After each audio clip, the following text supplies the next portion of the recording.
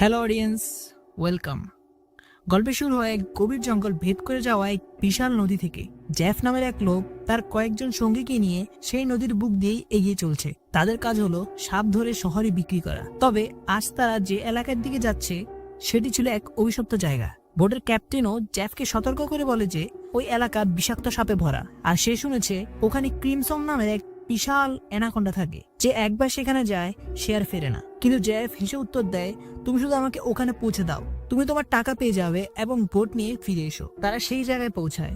বোটের ক্যাপ্টেন জেফের কাছে আরো বেশি টাকা দাবি করে, কারণ এই বিপজ্জনক জায়গায় আসাটা খুব ঝুঁকিপূর্ণ কাজ ছিল। জেফ রাজি হয়ে যায় এবং পকেট থেকে টাকা বের করে তাকে দেয়। কিন্তু ক্যাপ্টেন যেই টাকাটা নেওয়ার জন্য হাত বাড়ায়, জেফ ইচ্ছে করে টাকাগুলো নিচে ফেলে দেয়। ক্যাপ্টেন হাসি মুখে টাকা তুলতে ঝুঁকতেই জেফ তার গলায় ছুরি ঢুকিয়ে দেয় এবং তাকে খুন করে ফেলে। শুধু তাই নয়, সে নির্মমভাবে তার গলা কেটে মাথাটা নদীর জলেই ছুঁড়ে ফেলে দেয়। নদীর তীরে দাঁড়িয়ে থাকা জেফের দুই সঙ্গী এই দৃশ্য দেখে ভয়ে কাঠ হয়ে যায়। জেফ তাদের কাছে এসে হুমকি দেয়, যদি তোমরা আমার সাথে বেইমানি করার চেষ্টা করো তাহলে তোমাদেরও এই একই হাল হবে। এরপর তারা জঙ্গলের গভীরে গিয়ে এক জায়গায় সাপের এক বিশাল মূর্তি দেখতে পায়। জেফ বলে তাহলে ক্রিমসন অ্যানাকোন্ডা গল্পটা সত্যি ছিল। অন্যদিকে জেফের সঙ্গীরা অনেক ছোট সাপ পেয়ে খুশিতে লাফিয়ে ওঠে, কিন্তু জেফের এসব ছোট সাপে কোনো আগ্রহ ছিল না। সে খুঁজছিল সেই ক্রিমসন অ্যানাকোন্ডাকে। একজন সঙ্গী সাপ ভর্তি ব্যাগ নিয়ে বোটে ফিরে আসে। সে দেখতে পায় জেফ যাকে গলা কেটে খুন করেছিল তার মাথাবিহীন দেহটা কিছুটা দূরে জলের মধ্যে দাঁড়িয়ে আছে। সে নিজের চোখে বিশ্বাস করতে পারছিল না। হঠাৎ সে লাশটা জলে ডুবে যায় এবং জলের নিচ থেকে বিশাল একটা কিছু তার দিকে এগিয়ে আসতে থাকে। লোকটি ভয়ে জঙ্গলের দিকে দৌড়াতে শুরু করে, কিন্তু বিদ্যুতের গতিতে এক বিশাল অ্যানাকোন্ডা তাকে জড়িয়ে ধরে। সাপটি তার শরীরের সব হাড় ভেঙে দেয় এবং বিশাল হা করে তাকে গিলে খেতে শুরু করে। অন্যদিকে দ্বিতীয় সঙ্গীটিও সাপের ব্যাগ নিয়ে আসছিল। সে হঠাৎ থমকে দাঁড়ায়। সে দেখতে পায় সেই বিশাল অ্যানাকোন্ডাটা একটা গাছে উঠেছে, আর তার পেট দেখে স্পষ্ট বোঝা যাচ্ছে যে সে এইমাত্র কোনো মানুষকে গিলে খেয়েছে। লোকটি পালানোর আগেই অ্যানাকোন্ডাটি তার প্রথম শিকারের অর্থাৎ প্রথম সঙ্গীর লাশটা উগড়ে দেয় এবং এই লোকটিকেও ধরে ফেলে। সাপটা তাকেও গাছ পেঁচিয়ে জীবন্ত গিলে খেতে শুরু করে। কিছুটা দূর থেকে জেফ এসব দেখছিল। সে তার সঙ্গীকে বাঁচানোর বদলে খুব হাসছিল, কারণ জেফ এটাই চাচ্ছিল যে কেউ সাপের চারায় পরিণত হোক, আর সাপটা যখন খাওয়ায় ব্যস্ত থাকবে তখন সে তাকে অজ্ঞান করে ধরে ফেলবে। জেফ তার শটগান বের করে সাপটাকে গুলি করতে যাবে। এমন সময় হঠাৎ জঙ্গলের সমস্ত পশু পাখি চিৎকার শুরু করে। সেই আওয়াজ শুনে অ্যানাকোন্ডাটা তার শিকারকে ওখানে ফেলে রেখে যায়। অবশ্যই এমন কিছু ছিল যাকে জঙ্গলের সবাই ভয় পায়। এখানে যে জেফ আছে তার ক্যারেক্টারটা একটু কমপ্লিকেটেড, মানে ও একদম হালা একদম স্বার্থপর আর একটু লুচ্চে টাইপের দেখতে আমার মতো। যাই হোক, তোমরা সামনে গেলে ক্যারেক্টারটাকে ফিল করতে পারবা। So let's continue. দৃশ্য পাল্টে যায়। আমরা একটি সার্কাস শো দেখি যা প্রায় বন্ধ হওয়ার পথে। কেউই আর সেই সার্কাস দেখতে আসছিল না। এমন সময় বিলি ইয়াং নামের এক যুবক সার্কাসের মালিকের কাছে আসে। সে এক সুটকেস ভর্তি টাকা দিয়ে সার্কাসের সব লোককে কিনে নেয়, কারণ সে সেই থাইল্যান্ডে এক নতুন সার্কাস খোলার চিন্তা ভাবনা করছিল। সার্কাসের লোকেরা বিলি ইয়াংকে দেখে অবাক হয়ে যায়, কারণ কয়েক বছর আগেও বিলি খুব গরিব ছিল এবং তাদের সাথে কাজ করত, কিন্তু সে হঠাৎ কিভাবে এত ধনী হলো তা কেউ জানতো না। পরদিন সকালে বিলি ইয়াং সবাইকে নিয়ে বোটের মাধ্যমে থাইল্যান্ডের উদ্দেশ্যে রওনা হয়। যেহেতু বিলি তাদের কিনে নিয়েছে, তাই সবাই তার কথা মতো বোটে উঠতে শুরু করে। রাস্তায় বিলি বাথরুমে লুকিয়ে কাউকে ফোন করে বলে, ডেলিভারি তৈরি আছে, আমি জলদি ওদের নিয়ে তোমার কাছে পৌঁছে যাব। বিলির কথা থেকে বোঝা যায় যে সে বোটের লোকজনের সাথে খুব খারাপ কিছু করতে চলেছে। কিছু দূর যাওয়ার পর তারা দেখে নদীর পথ বন্ধ।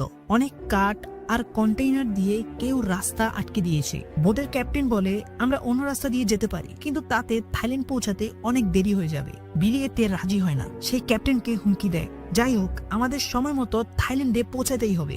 আমি শো এর জন্য অগ্রিম টাকা নিয়ে নিয়েছি। শো না করতে পারলে আমরা সর্বশান্ত হয়ে যাব। ক্যাপ্টেন বলে, যদি লম্বা পথে না যেতে চাও তাহলে একটাই উপায় আছে, আমরা এই কন্টেনারগুলো বোম দিয়ে উড়িয়ে দেব। বিলি এতে রাজি হয়ে যায়, কিন্তু তারা জানতো না যে তারা কত বড় ভুল করতে চলেছে। তারা কন্টেনারে বোম লাগিয়ে রিমোট দিয়ে উড়িয়ে দেয়। রাস্তা তো পরিষ্কার হয়ে যায়, কিন্তু বিস্ফোরণের ফলে হাজার হাজার সাপ তাদের বোটের উপর এসে পড়ে। আসলে ওই কন্টেনারগুলো সাপ পেয়ে ভর্তি ছিল। ভয়ে সবাই ছুটাছুটি শুরু করে। পুরো বোট সাপে ভরে যায় এবং সাপগুলো সবাইকে কামড়াতে শুরু করে। ল্যানি নামে একটি মেয়ে সাহসিকতার সাথে পাইপ দিয়ে জোরে জল স্প্রে করে অনেক সাপকে জলে ফেলে দেয়। গাইজ, এখানে ল্যানিকে তোমাদের কেমন লাগছে? আরে বাপরে, ল্যানি তো কিউট থেকেও কিউট। যাই হোক, বিলি ইয়াং ভয়ে বাথরুমে লুকিয়ে পড়ে, কিন্তু বাথরুমের ছাদ ভেঙে তার উপর এক গাদা সাপ এসে পড়ে। বিলি বাঁচার জন্য নদীতে ঝাঁপ দেয় এবং সাঁতরে তীরে পৌঁছায়, কিন্তু সেখানেও এক কিং কোবরা তার সামনে পনা তোলে। কোবরাটি তাকে কামড়ানোর আগে এক ব্যক্তি সে সাপটিকে পা দিয়ে পিষে মেরে ফেলে এবং বিলির প্রাণ বাঁচায়। এই লোকটি আর কেউ নয়, সে ছিল জেফ। বিলি কৃতজ্ঞতাবশত জেফকে নিজের বোটে নিয়ে আসে। জেফ সবাইকে মিথ্যা বলে যে সে একজন ওয়াইল্ড এক্সপ্লোরার এবং এক দুর্ঘটনায় জঙ্গলে ফেসে গেছে। তখনই জিয়াও নামের সার্কাসের এক সদস্যের কানে তীব্র যন্ত্রণা শুরু হয়। জেফ তার কান পরীক্ষা করে এবং নিজের আঙ্গুল কেটে কানের কাছে ধরে। সাথে সাথে জিয়াও এর কান থেকে একটি সরু বিষাক্ত সাপ বেরিয়ে জেফের আঙ্গুলে কামড় দেয়, কিন্তু সাপের কামড়েও জেফের কিছুই হয় না। সেই সাপটাকে জলে ফেলে দেয়। এই দৃশ্য দেখে ল্যানি অবাক হয়ে যায়। সে সাপ সম্পর্কে জানতো। সে বুঝতে পারে সাপের বিষ থেকে রোগমুক্ত ইমিউন থাকার জন্য জেফ নিশ্চয়ই নিজের শরীরে অনেক সাপের বিষ ইনজেক্ট করেছে। সে বিলিকে সতর্ক করে বলে যে জেফকে তার ঠিক মনে হচ্ছে না, কিন্তু বিলি ল্যানির কথায় কান দেয় না, কারণ জেফ তাদের দুজনের প্রাণ বাঁচিয়েছে। অন্যদিকে জেফ এই বোর্ডের ক্যাপ্টেনের সাথে দেখা করে। সে ক্যাপ্টেনকে অনেক টাকা আর একটি ম্যাপ দেখিয়ে বলে, যদি তুমি আমাকে এই ম্যাপের জায়গায় পৌঁছে দাও আমি তোমাকে আরো টাকা দেব। জায়গার নাম শুনতে ক্যাপ্টেন বন্দুক ট্যাগ করে জেফের দিকে, যদি আরেকবার ওই জায়গার নাম মুখেও আনিস তোকে গুলি করে মেরে দেব। আসলে ক্যাপ্টেনও জানতো ওখানে একটি ভয়ঙ্কর ক্রিমসন অ্যানাকোন্ডা থাকে। জেফ সেখান থেকে চলে যায়। কিছুক্ষণ পর ক্যাপ্টেন বোটে বসে মাছ ধরছিল।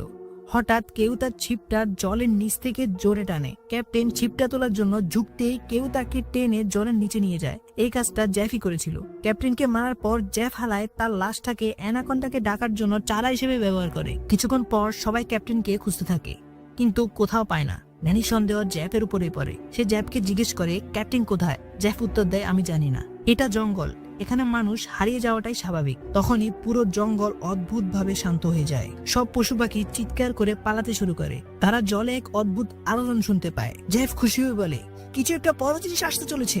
স্পষ্ট বোঝা যাচ্ছিল যে জেফ এই বিপত্তেরই অপেক্ষা করছিল।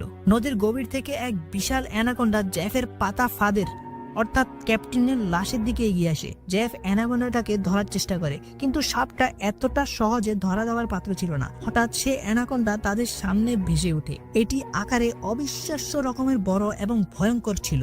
অ্যানাকোন্ডাটা এক ঝটকায় জেফকে জলে ফেলে দেয় এবং তাকে আছাড় মারতে থাকে। জেফ কোন রকম সাঁতরে একটা ছোট বোটে উঠে পড়ে এবং অ্যানাকোন্ডাটাকে ধরার দড়িটা সেই বোটের সাথে বেঁধে দেয়। সে একটা ধারালো অস্ত্র দিয়ে অ্যানাকোন্ডার উপর হামলা করে, কিন্তু সাপের তাতে কিছুই হয় না। অ্যানাকোন্ডাটা জেফকে ধরে ফেলে এবং জেফের সাথে সাথে সেই ছোট বোটটাকেও পেঁচিয়ে জলের নিচে ডুবিয়ে দেয়। দূরে দাঁড়িয়ে থাকা সবাই ভাবে যে জেফ মারা গেছে, কিন্তু পরের মুহূর্তে জেফ সাঁতরে আবার বড় বোটে উঠে আসে। সবাই অবাক হয়ে যায়। জেফ আবার অ্যানাকোন্ডাটাকে খুঁজতে থাকে, কিন্তু সে জানতো না যে অ্যানাকোন্ডাটা এখন জলে নয়, বরং তার পেছনে বোটের ছাদে রয়েছে। অ্যানাকোন্ডাটা সবার সামনে ক্যাপ্টেন লাশটা উগরে দেয়। সবাই ভয়ে জমে যায়। অ্যানাকোন্ডাটা সার্কাসের দুই সদস্যকে মারতে যাবে, এমন সময় জেফ পিছন থেকে এসে ওর উপর হামলা করে। অ্যানাকোন্ডাটা রেগে গিয়ে জেফের দিকে ধেয়ে আসে। জেফ লুকিয়ে পড়ে। অ্যানাকোন্ডাটা জেফকে খুঁজতে খুঁজতে বোটের ভেতরে ঢুকে পড়ে, যেখানে বিলি ও ডায়না নামের এক মেয়ে লুকিয়ে ছিল। সাপটি তাদের দেখতে পায় না। অ্যানাকোন্ডাটি বাথরুমের দিকে গিয়ে জিয়াও এবং একটি ছোট বাচ্চাকে দেখতে পায়। সে তাদের আক্রমণ করে, কিন্তু তারা বেঁচে পালায়। লেনিও সেখানে পৌঁছায়। অ্যানাকোন্ডাটা লেনিকে আক্রমণ করতে গেলে জিয়াও বুদ্ধিমত্তার সাথে একটা মটকা সাপের মুখের সামনে ধরে। অ্যানাকোন্ডাটার মাথাটা মটকার ভেতরে ফেসে যায়। সাপটা মাথা বের করার জন্য ছটফট করতে থাকে। এই ধাক্কাধাক্কিতে কেরোসিনের গ্যালন উল্টে পড়ে যায়। অ্যানাকোন্ডাটা বোটে আশ্রাশ্রি খেয়ে শেষ পর্যন্ত মটকাটা ভেঙে ফেলে। সাপটি মুক্ত হতে জেফ পেছন থেকে তার গলায় দড়ির ফাঁসি পরিয়ে দেয়, কিন্তু জেফ তাকে ধরার আগেই নিচে পড়ে থাকা কেরোসিনে আগুন লেগে যায়। আগুনটা বোমে রাখা বোম পর্যন্ত পৌঁছে যায় এবং বোটে বিস্ফোরণ শুরু হয়। বোটের সবাই বাঁচার জন্য জলে ঝাঁপ দেয়, কিন্তু জেফ অ্যানাকোন্ডার সাথে দড়িতে বাঁধা ছিল, তাই সে পালাতে পারে না এবং আগুনেই পুড়ে মারা যায়। সবাই এমনটাই ভাবে। ওরা সবাই কোনো ক্রমে সাঁতরে নদীর তীরে পৌঁছায়। বিলি ইয়াং জাহাজটাকে জ্বলতে দেখে কাঁদতে শুরু করে, কারণ তারা আর সময় মতো থাইল্যান্ড পৌঁছাতে পারবে না। ল্যানি বুঝতে পারে যে এই সব কিছুর জন্য জেফই দায়ী। সে জেফকে দোষারোপ করে, কিন্তু তখনই জেফও জল থেকে উঠে আসে। সে বেঁচে গিয়েছিল। জেফ বলে, তোমরা কি জানো এই একটা অ্যানাকোন্ডার দাম কত ছিল? যদি তোমরা আমাকে এটা ধরতে সাহায্য করতে, তাহলে আজ আমরা সবাই কোটিপতি হতাম। টাকার কথা শুনে বিলি ইয়াং এর চোখ ঝকঝক করে ওঠে। সে থাইল্যান্ড যাওয়ার পরিকল্পনা বাতিল করে জেফের কাছে ছুটে যায় আর বলে, আমি তোমার সাথে আছি, বলো কি করতে হবে। বিলি, টাকা যেখানে আমিও সেখানে। জেফ একটি ম্যাপ বের করে দেখায় আর বলে, যদি তোমরা আমাকে সাহায্য করো তাহলে এই ম্যাপের সাহায্যে আমি তোমাদের 1-2 দিনের মধ্যেই থাইল্যান্ড পৌঁছে দেব। বিলি এবং বাকিরা রাজি হয়ে যায়, কিন্তু ল্যানি জেফকে বিশ্বাস করছিল না। ঠিক তখনই সার্কাসের একটা মেয়ের শরীর খারাপ হতে শুরু করে। বিলি দেখে মেয়েটার কাঁধে একটি বিষাক্ত মাকড়সা কামড়েছে। জেফ বলে, এর ওষুধ আমার কাছে আছে, কিন্তু সেটা আমার বোটে রাখা। যদি ওকে বাঁচাতে চাও তাহলে আমার সাথে আমার বোট পর্যন্ত যেতে হবে। ল্যানি অনিচ্ছা সত্ত্বেও রাজি হতে বাধ্য হয়। কয়েক ঘন্টা হাঁটার পর একজন জল খেতে গেলে জেফ তাকে থামিয়ে দেয়। সে বলে, এখানকার জল একদম খাবে না। এই জলে এমন পোকা আছে যা মানুষের শরীরে ঢুকে এমন তৃষ্ণার জায়গায় যে সে জল খেতে খেতে নিজেকে জলেই ডুবিয়েই মেরে ফেলে। রাস্তায় খিদে পেলে জেফ একটা সাপ ধরে সেটাকে পুড়িয়ে সবাই মিলে খায়। রাতে তারা একটা গুহায় আশ্রয় নেয়। জেফ তার ম্যাপ দেখছিল। সে ফ্ল্যাশব্যাকে ভাবে সে ওই কন্টেনারগুলোর মধ্যেই একটা বক্সে আটকা পড়েছিল। ক্রিমসন তাকে আক্রমণ করতে এলে সে বক্সে লুকিয়ে পড়ে আর বক্সটা গড়িয়ে নদীতে পড়ে যায়। সে ওখানেই ফেসেছিল যতক্ষণ না বিলির লোকেরা বোম ফাটিয়ে কন্টেনার ভাঙে এবং সে বেরিয়ে আসে। বিলি জেফের সাথে তার পরিকল্পনা পাকা করে। জেফ বলে, ক্রিমসন হলো এই জঙ্গলের রাজা। সে অন্য অ্যানাকোন্ডাদেরকেও মেরে ফেলছে। তাকে ধরতে পারলে তারা মিলিয়নিয়ার হয়ে যাবে। রাতে সবাই ঘুমিয়ে পড়লে সার্কাসের এক সদস্যের ঘুম ভেঙে যায়। সে দেখে তার ভাই তার পাশে নেই। সে তাকে খুঁজতে খুঁজতে নদীর ধারে যায় এবং দেখে যে তার ভাই নিজেকে জলে ডোবানোর চেষ্টা করছে। সে বুঝতে পারে যে তার ভাই ওই নদীর জল খেয়ে ফেলেছে। তার ভাইয়ের নাক দিয়ে সেই পোকাগুলো বেরিয়ে আসছিল। তার চোখের সামনে তার ভাই জলে ডুবে মারা যায়। পরদিন সকালে তারা আবার হাঁটা শুরু করে। এক জায়গায় তাদের একটা নদী পার হতে হয়। তারা জলে নামতে ভয় পাচ্ছিল, কিন্তু কোনো উপায় ছিল না। জলে নামার পরে তারা দেখে যে একদল অ্যানাকোন্ডা তাদের ঘিরে ফেলেছে। রাতে যার ভাই মারা গিয়েছিল সে ভয়ে পিছনে ছিল। একটা অ্যানাকোন্ডা তাকে আক্রমণ করে জলে টেনে নিয়ে যায়। ল্যানি তাকে বাঁচাতে গিয়েও পারে না। অবশেষে তারা জেফের বোটে পৌঁছায়। জেফ কথা মতো মেয়েটিকে মাকড়সার বিশেষ অ্যান্টিডোট দেয়। থাইল্যান্ড এখান থেকে খুব বেশি দূরে ছিল না, কিন্তু যখন তারা রওনা হতে যায় জেফ তাদের থামিয়ে দেয়। জেফ আসলে তাদের চারা হিসেবে ব্যবহার করার জন্যই এখানে এনেছিল। জেফ বলে, আমি কথা রেখেছি, এবার তোমাদের কথা রাখার পালা। জেফ আর বিলি বন্দুক আর ছুরি বের করে। বিলি ইয়াং হাসতে হাসতে তার আসল পরিকল্পনা ফাঁস করে দেয়। সে বলে, আরে বোকার দল, আমি তোমাদের থাইল্যান্ড সার্কাস দেখাতে নিয়ে যাচ্ছিলাম নাকি? আমি তোমাদের সবার শরীর অঙ্গ বিক্রি করে কোটিপতি হওয়ার প্ল্যান করছিলাম, কিন্তু এখন প্ল্যান চেঞ্জ। এই অ্যানাকোন্ডাটা তোমাদের অঙ্গের চেয়েও অনেক বেশি দামি। জেফ আর বিলি সার্কাস টিমের 2 সদস্যকে দড়ি দিয়ে বেঁধে সাপের চারা বানায়। জেফ একটা মেয়ের সাথে অসভ্যতা শুরু করে। মেয়েটি চালাকি করে জেফের সাথে ভালো ব্যবহার করার ভান করে এবং সুযোগ বুঝে জেফের পকেট থেকে বন্দুক বের করে তার দিকে তাক করে, কিন্তু মেয়েটি বন্দুকের লক খুলতে জানতো না। জেফ রেগে গিয়ে বন্দুকটা কেড়ে নেয়। ঠিক তখনই ল্যানি একটি ভাঙা কাঁচ দিয়ে জেফের পেটে আঘাত করে। জেফ ল্যানিকে ধাক্কা মেরে ফেলে দেয়। অন্য মেয়েটিও জেফকে আক্রমণ করে। এই দস্তাদস্তির মধ্যে একটি গুলি চলে, কিন্তু কার গায়ে লেগেছে তা বোঝা যায় না। অন্যদিকে বিলি ইয়াং চারা হিসেবে বাঁধা লোক দুটোর দিকে তাকিয়ে অ্যানাকোন্ডার অপেক্ষা করছিল। সে খেয়ালই করেনি যে ঠিক তার উপর থেকে আরেকটি অ্যানাকোন্ডা তাকে আক্রমণ করার জন্য তৈরি হচ্ছে। সাপটা বিলিকে ধরে নিয়ে চলে যায়। বিলির হাত থেকে দড়ি ছুটে গিয়ে ফাঁদের জালটা ওই 2 সদস্যের উপর পড়ে, ফলে তারা বেঁচে যায়। এখানে ল্যানি একটি বড় কাঠ দিয়ে জেফের মাথায় আঘাত করে তাকে বেহুঁশ করে দেয়। তারা দুজনকে জাল থেকে মুক্তি করে, কিন্তু দুর্ভাগ্যবশত জেফের জ্ঞান ফিরে আসে। সে তাদের দিকে এগোতে থাকে। ঠিক তখনই একটি বড় অ্যানাকোন্ডা এসে জেফকে ধরে নিয়ে যায়। সবাই ভাবে জেফ মারা গেছে। তারা জেফের বোটে উঠতে শুরু করে, কিন্তু তাদের একজন সাথী চলতে পারছিল না। ধস্তাধস্তির সময় গুলিটা তার গায়ে লেগেছিল। মেয়েটি সেখানেই মারা যায়। বাকিরা বলতে এখানে শুধু ল্যানি, জিয়াও আর বাচ্চাটির কথাই বলা হচ্ছে। তারা 3 জন বোট নিয়ে এগোতে থাকে। হঠাৎ জিয়াও এর ঘাড়ে কিছু একটা এসে লাগে।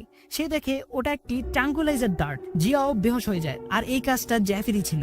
সে অ্যানাকোন্ডার হামলা থেকেও বেঁচে গিয়েছিল এবং সাপটাকেও মেরে ফেলেছিল। জেফ ওই 3 জনকে ধরে অ্যানাকোন্ডার চারা হিসেবে বেঁধে ফেলে। সে তাদের চারপাশে ধারালো লোহার তার লাগিয়ে দেয় এবং রক্ত ছিটিয়ে দেয়। এরপর সে ফাঁদের দড়ি ধরে দূরে দাঁড়িয়ে থাকে। কিছুক্ষণের মধ্যে রক্তের গন্ধে অনেক অ্যানাকোন্ডা চলে আসে। তারা 3 জন ভয়ে কাঁপতে থাকে, কিন্তু তখনই আবার জঙ্গলের সেই অদ্ভুত আওয়াজ শুরু হয়। সব পশু পাখি এবং ছোট অ্যানাকোন্ডাগুলো কাউকে দেখে পালাতে শুরু করে। তখন সেখানে আসে ক্রিমসন অ্যানাকোন্ডা। সে ছিল কল্পনার থেকেও বেশি বিশাল এবং ভয়ঙ্কর। সে সেখানে থাকা শেষ সাপটিকে এক আঘাতেই মেরে ফেলে। জ্যাফ দূরে দাঁড়িয়ে ক্রিমসনকে দেখে উল্লসিত হয়ে ওঠে। ক্রিমসন ওই তিনজনকে খাওয়ার জন্য মুখ খুলতেই জ্যাফ ফাঁদের দড়ি টেনে দেয়। ক্রিমসন জালে ফেসে যায়। সে ছাড় পাওয়ার জন্য ছটফট করতে থাকে, কিন্তু যখন সে বুঝতে পারে যে জাল ছিঁড়বে না, সে তার ধারালো দাঁত দিয়ে দড়িটাই কেটে ফেলে। জ্যাফ দড়ি ধরে তাকে আটকানোর চেষ্টা করে, কিন্তু সাপের শক্তির কাছে সে কিছুই ছিল না। দড়ির টানে জ্যাফ দুটো গাছের মাঝখানে ফেসে যায়। ক্রিমসন এই সুযোগে জ্যাফের দিকে এগিয়ে আসে এবং তাকে পেঁচিয়ে ধরে হাড় ভাঙতে শুরু করে।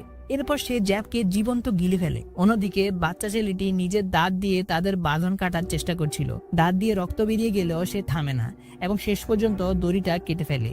সে ল্যানি আর জিয়াওকেও, যাদের জ্ঞান ফিরেছিল এইমাত্র, তাদের মুক্ত করে। তারা নদীর দিকে দৌড়াতে শুরু করে, কিন্তু জ্যাফকে মারার পর ক্রিমসন এখন তাদের পিছনে পড়ে। ল্যানি আর জিয়াও একটা গাছের আড়ালে লুকায়, আর বাচ্চাটা একটি কন্টেনারের ভিতরে ঢুকে পড়ে। অ্যানাকোন্ডাটা বাচ্চাকে দেখে ফেলে এবং তার দিকে এগোতে থাকে। বাচ্চাটা বক্স থেকে বেরোনোর চেষ্টা করে, কিন্তু অন্যদিকে দরজা বন্ধ ছিল। সে চিৎকার করতে থাকে। অ্যানাকোন্ডাটা যখনই তাকে আক্রমণ করতে যাবে, জিয়াও বাইরে থেকে এসে কন্টেনারের দরজা ভেঙে দেয় এবং বাচ্চাটিকে বাঁচাতে পারে। তারা তিনজন আবার দৌড়াতে শুরু করে, কিন্তু এই জঙ্গলে পালানোর কোনো জায়গায় ছিল না। ক্রিমসন তাদের দেখে ফেলে এবং দ্রুত গতিতে তাদের দিকে এগোতে শুরু করে। তারা তিনজন চোখ বন্ধ করে মৃত্যুর অপেক্ষা শুরু করে। মানে তাদের সামনে এখন মৃত্যু ছাড়া কিছুই নেই, মৃত্যুর অপেক্ষা শুধু। এখন অ্যানাকোন্ডাটা বিশাল মুখ খুলে তাদের আক্রমণ করতে গেলেই একটি ধারালো লোহার তারে লেগে তার মাথাটা ধর করে আলাদা হয়ে যায়। এই তারটা আসলে জ্যাফি পেতে রেখেছিল। তারা বিশ্বাসই করতে পারছিল না যে তারা বেঁচে গেছে। ক্রিমসন অ্যানাকোন্ডার মৃতদেহকে পিছনে ফেলে ওই তিনজন সেই অভিশপ্ত জঙ্গল থেকে বেরিয়ে পড়ে। আর এভাবেই এই ভয়ঙ্কর গল্পের সমাপ্তি হয়।